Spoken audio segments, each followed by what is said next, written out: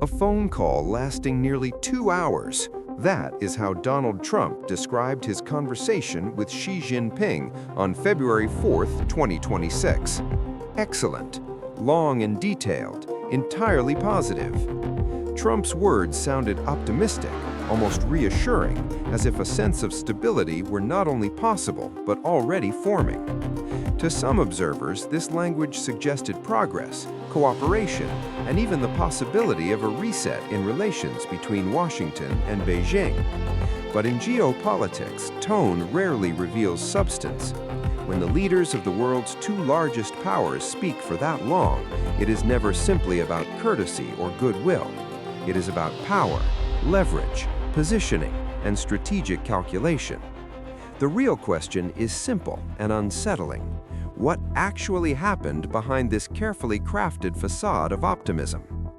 On February 4th, 2026, Trump and Xi Jinping remained on the phone for nearly 2 hours, an unusually long exchange in a world already marked by rising tensions, fragmented alliances, and strategic uncertainty.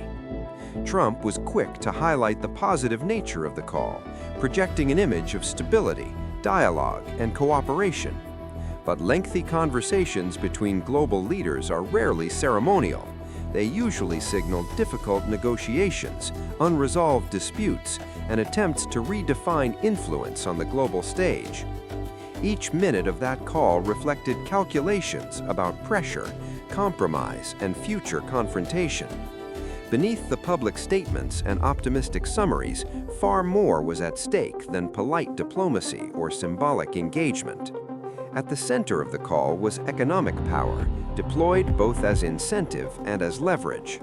China reaffirmed major commitments, including the purchase of 20 million tons of U.S. soybeans, with another 25 million planned for the next harvest. Added to this were discussions involving oil, natural gas, and even aircraft engines. On the surface, this appeared to be a clear economic win for Washington, a sign that cooperation could still deliver concrete results. But trade never exists in isolation. It never comes without political expectations, strategic trade-offs, and long-term consequences. As figures and contracts were discussed, far more explosive issues loomed over the conversation. Iran, the war in Ukraine, and the ongoing restructuring of alliances. Each of these issues carries deep military, diplomatic, and strategic implications that extend far beyond economics. The discussion of Iran touches the core of Middle Eastern stability and U.S. security interests. The war in Ukraine continues to redefine relations between major powers and exposes fractures within the international order. The restructuring of alliances reflects a world drifting away from clear blocks toward a more fragmented and unpredictable balance of power. None of these issues can be separated from trade. Each one shapes how economic commitments are interpreted, enforced, or abandoned. Behind every commercial promise lies a political calculation about leverage, influence, and long-term positioning. As the call progressed, it moved into far more sensitive territory. A potential visit by Trump to China in April was discussed, a gesture heavy with symbolism and strategic meaning. Such a visit would project openness, dialogue, and engagement. It would signal to allies and rivals alike that channels of communication remain open. But symbolism does not erase reality. Xi Jinping made sure to draw a firm and unmistakable line. Taiwan was described as the most important issue for Beijing. Xi stated clearly that China would never allow separation. This was not a casual remark or diplomatic flourish.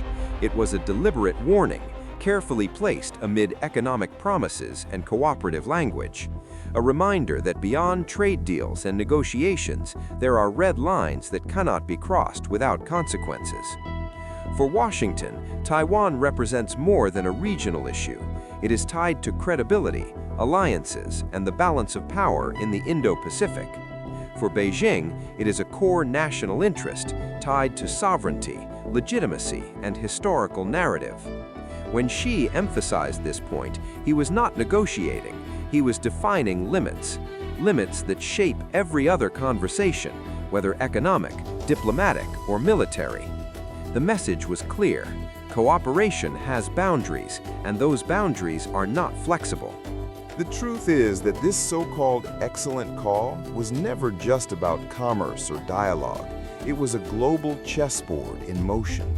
Every economic commitment functioned as a strategic move, buying time, influence, or leverage. Trump projects optimism and cooperation, framing the call as progress and opportunity.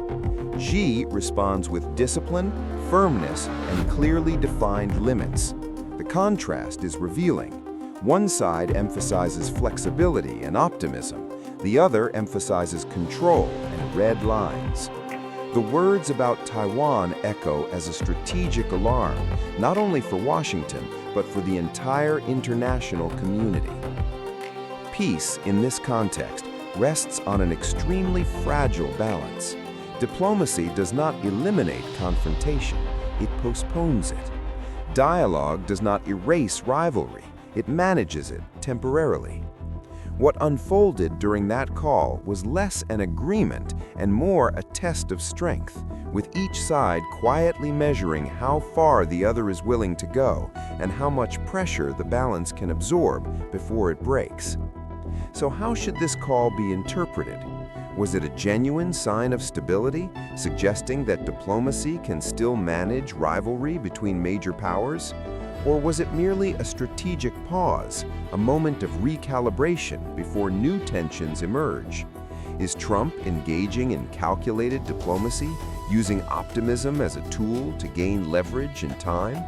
Or is he playing a dangerous game, believing confidence and negotiation alone can control forces far larger than any single leader?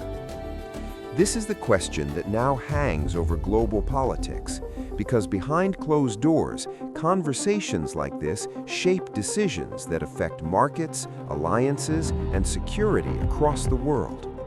Share your analysis in the comments, like the video, and follow the channel to stay informed about the forces shaping global power behind closed doors.